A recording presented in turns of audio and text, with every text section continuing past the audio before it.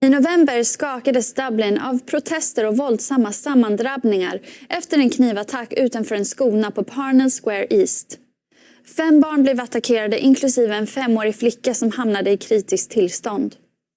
En migrant från Algeriet låg bakom attacken, vilket utlöste stor ilska bland det irländska folket och har startat en debatt om den mycket omfattande invandringen till landet. Trots upploppen så fortsätter regeringen att ta emot nya migranter och fördela dem över hela landet. Riks har pratat med Hermann Kelly, ordförande av det irländska frihetspartiet. Thank you for joining us today, Hermann Kelly, the president of the Irish Freedom Party. My pleasure, Rebecca. Thank you for having me on. I'm very pleased to say that the girl who was very badly injured in a knife attack by the Algerian migrant has recovered.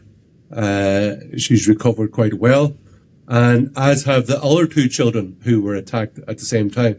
But it must be very traumatic for all these children in the school to see their fellow students being attacked in the middle of a street, main street, in the middle of the day in their own country. I did a bit of research and I found out the crime statistics for Algerians all across Europe. Now, the guy who's alleged to have stabbed the young children, he is an Algerian national. And when you look at the crime statistics for Algerians, be it in Germany, Italy, or Spain, it is way, way higher than even other people from the Maghreb, from Northern Africa. It's really, really bad. Anybody who voluntarily takes a large number of unvetted Algerians into their country, I think is in for a very bad awakening, because crime stats are going to go through the roof. Could you provide us an update? How is the atmosphere, the current situation after this tragic attack and the subsequent violence? It has calmed down a little bit in that kind of really angry and violent reaction that people felt at the time. But over the last number of weeks, the government, or a minister, Roderick O'Gorman from the Green Party, has insisted in stuffing still hundreds of foreign men and women into rural hotels all around the country.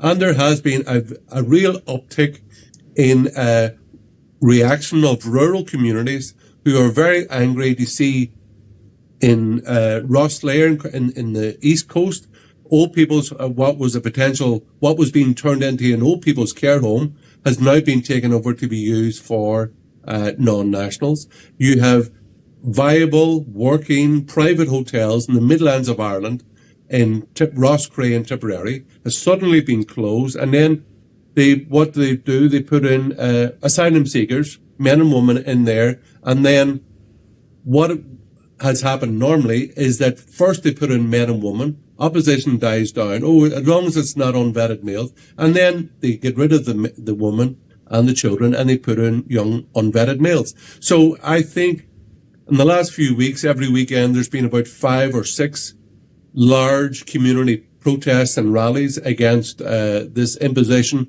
of what amounts to a new colonisation with the consent of the government, but with the disapproval of local communities who are very concerned about loss of local amenities and also the cost and taxpayers' money, but mainly to the cost of their security, because they're unhappy with a lot of unknown males coming into their society.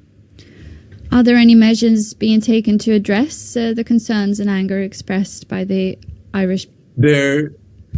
Because the government have noted the very quick uptick in interest as immigration as the topic of the next election, the government have started to talk a little bit of talk. But, however, their actions betray their intention, which is to keep on going, filling the country with unvetted males, unvetted foreigners. Would you believe that 70% of so-called economic migrants, or as they call them here, the government calls them asylum seekers in Ireland, who land in Dublin Airport, 70% claim that they've lost their passport between getting on the plane and getting off the plane in Dublin Airport. So we know we all know that we're being lied to. The government is starting to talk a bit tougher, that they're going to reduce the incentive for people to come here, which is a very high welfare rate, and they're going to make it the claiming. They're starting to move to a thing about they're starting to talk tough on reducing the draw factors coming to Ireland, but at the moment they're still very, very high, and the numbers coming into Ireland is still, they're still talking of 20,000 asylum seekers a year coming to Ireland. But I would suggest that the main problem is not that 20,000 asylum seekers come to Ireland. Our main problem in Ireland is completely legal migration caused by EU open borders and free movement, because that's roughly, I don't know, it's well, for instance, you have 237,000 people coming with social security numbers in 2022. The vast majority of those were from EU migrants. And like, when it comes to a pure numbers game, that's a big problem. And also, numerous of those people who've come from Eastern Europe especially, they've committed crimes of murder and theft and all these serious crimes, and that they come from within the EU, and it's completely legal, and that's still a problem. Can I ask also, it seems that the media were portraying the rioters as extreme right activists and often depicting them in a negative light, despite understanding the underlying reason for their anger. Is it still so that the media portrays the rioters who are reacting to this tragic incident negatively? Oh, absolutely. Like the press in Ireland, just as in Sweden, in my experience, are ideologically very left-wing. They're either green, socialist, communist, or whatever. It's the same in Ireland. And that they try to portray any concerned citizen, any parent who has concerns about the security and safety of their children, of their local community. They don't have arguments in favour of large-scale unvetted immigration, so who could? So all they do have is a campaign of name-calling. However, though that modus operandi of smearing, name-calling hasn't worked, because now 75% of the Irish population, when polled, have stated that Ireland has had enough immigration. We've had more than enough immigration. They want to put an end to mass immigration.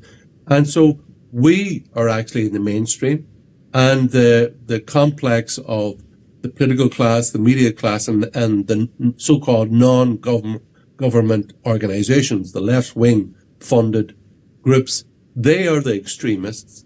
They are the ones who are on the 25%. And open border fanatics are now a small minority in Ireland. And we, the Irish Freedom Party and other nationalists like us who are raising these concerns, we are now the majority when it comes to polling of public opinion. So with the EU elections almost around the corner, what are people expressing? Are they involved? Are they engaged? Well, I'm very pleased. Like, we've announced our three European election candidates. Myself, I'm going in the north to a chairman. In the south, and there's three constituencies, three candidates. And this coming week, we're also announcing our local election candidates. But the good thing for us is we've been in the polls consistently now, and we're 3%, roughly 3% in the national polls. We need, I think, maybe 7% in the 2 5-seaters to hopefully, with transfers, to get elected. The country is more, let's say, Irish Republican and nationalist than Dublin would be. So both the candidates in the north and the south have a doable chance of being elected. But what we have succeeded in already is changing the discussion, the narrative, the open the Overton window to increase the amount of room for discussion about immigration. Because only 2 years ago, this discussion was completely verboten in Irish public life, and now it's all people talk about. And the government have to respond to the very strong stance of the Irish public, which is a good thing. So things are certainly moving in Ireland in a very quick rate. We have been the most PC, the most politically correct and open border nut jobs in the whole of Europe. But they pushed it too far, and now there's a very swift reaction coming from the Irish public, which is good to see. And it hasn't come too soon. We have a lot of work to do yet. Thank you so much, Hermann Kelly, the president of the Irish Freedom Party. My pleasure. Gora Magadsa. Thank you.